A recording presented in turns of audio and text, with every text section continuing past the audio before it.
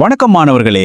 இன்னைக்கு நாம 10ஆம் வகுப்பு வேதியியல்ல முதல் பாடமான வேதிவினைகள் மற்றும் சமன்பாடுகள் பத்தி பார்க்க போறோம். இது ரொம்பவே முக்கியமான அதே சமயம் சுவாரஸ்யமான ஒரு பாடம். வாங்க ஆரம்பிக்கலாம். நம்மளை சுத்தி பாத்தீங்கன்னா தினமும் எவ்வளவோ மாற்றங்கள் நடந்துட்டே இருக்கு இல்லையா? பால் தயிரா மாறுறது, இரும்பு துரு பிடிக்கிறது, ஏன் நம்ம சாப்பிட்ற சாப்பாடு செரிமானம் ஆகிறது கூட ஒரு வேதிவினை தான். ஆனா ஒரு மாற்றம் நடக்கும்போது அது நிஜமாவே ஒரு வேதிவினை தானா இல்லையான்னு நம்ம எப்படி கண்டுபிடிக்கிறது? அதுதான் இப்போ கேள்வி. இந்த கேள்விக்கு பதில் தெரிஞ்சுக்க நாம ரொம்ப சிம்பிளான ஒரு 3 ஆக்டிவிட்டி செய்ய போறோம். இந்த சோதனைகள் மூலமா ஒரு வேதிவினை நடக்குதுன்னா அதுக்கு என்னென்ன அறிகுறிகள் இருக்குன்னு நாமளே கண்டுபிடிக்கலாம். சரி, நம்மளோட ஆக்டிவிட்டிக்குள்ள போகலாம். இதுல மெக்னீசியம் ரிப்பனை வச்சு ஒரு சின்ன சோதனை செய்ய போறோம். இதுல கண்ணை பறிக்கிற மாதிரி ஒரு சுடர் உருவாகும் பாருங்க. முதல்ல என்ன பண்ணணும்னா ஒரு 3-4 சென்டிமீட்டர் நீளத்துக்கு ஒரு மெக்னீசியம் ரிப்பன் எடுத்துக்கோங்க. அதை சாண்ட் பேப்பரை வச்சு நல்லா தேய்ச்சி கிளீன் பண்ணிக்கணும். அப்புறமா அதை ஒரு இடுக்கியால பிடிச்சிக்கிட்டு ஒரு ஸ்பிரிட் லேம்ப் இல்லைனா பர்னர் மேலே காட்டணும். அது எரிஞ்சு முடிச்சதும் ஒரு சாம்பல் வரும் பாருங்க. அதை ஒரு வாட்ச் கிளாஸ்ல கலெக்ட் பண்ணி வச்சுக்கோங்க.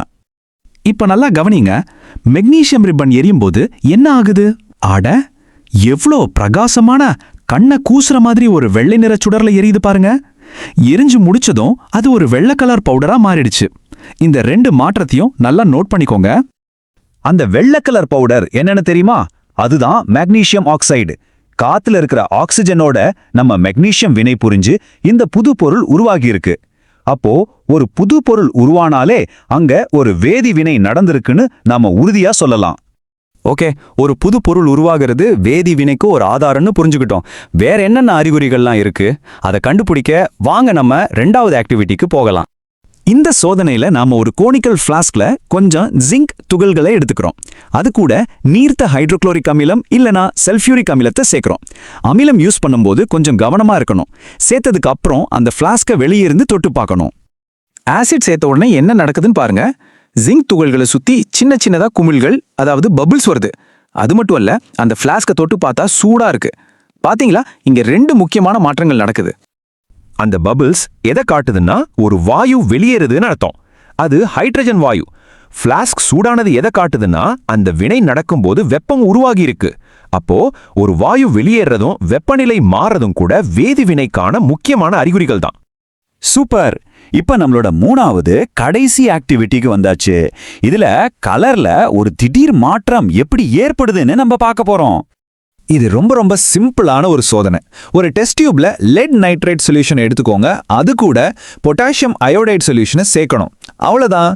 இங்க பாருங்க, 2மே நிறம் இல்லாத சொல்யூஷன்ஸ். ஆனா இத ஒன்னா கலந்த உடனே என்ன ஆகுதுன்னு பாருங்க. அட, திடீர்னு ஒரு பிரகாசமான மஞ்சள் கலர்ல ஒரு பொருள் உருவாகி இருக்கு. இது தண்ணில கரையாது. இந்த மாதிரி கரையாம அடியில தங்குற திடப்பொருளை தான் நாம வீழ்படிவு, அதாவது பிரசிபிடேட்னு சொல்லுவோம். இதுல இருந்து என்ன தெரியுது? இப்படி கலர் மாறுறதும் ஒரு வீழ்படிவு உருவாகிறதும் கூட ஒரு வேதிவினை நடந்திருக்குன்னு காட்டுறதுக்கான ரொம்ப உறுதியான அறிகுறிகள். சரி, நாம இப்ப 3 வேற சோதனைகள் செஞ்சு பார்த்தோம். இதுல இருந்து நமக்கு என்னெல்லாம் தெரிஞ்சது? வாங்க எல்லாத்தையும் ஒன்னா சேர்த்து ஒரு தடவை பார்த்தரலாம். முதல் ஆக்டிவிட்டில ஒரு புது பொருள் உருவாச்சு. 2வதுல ஒரு வாயு வெளியேறி வெப்பநிலையும் மாறுச்சு. 3வதுல கலர் மாறி ஒரு வீழ்படிவு உருவாச்சு. இது எல்லாமே ஒரு கெமிக்கல் ரியாக்ஷன் நடந்திருக்குன்னு நமக்கு காட்டுற தெளிவான ஆதாரங்கள். அப்போ ஒரு பொருளோட நிலம் மாறுறது, நிறம் மாறுறது, வாயு வெளியேறது, வெப்பநிலை மாறுறது, இது மாதிரியான மாற்றங்களை வச்சுதான் ஒரு வேதிவினையை நாம அடையாளம் கண்டுக்க முடியும். இந்த பண்புகளை வச்சு வேதிவினைகளை இன்னும் ஆழமா எப்படி புரிஞ்சுக்கலான்னு நம்ம அடுத்த பகுதியில விரிவாக பார்க்கலாம். நன்றி.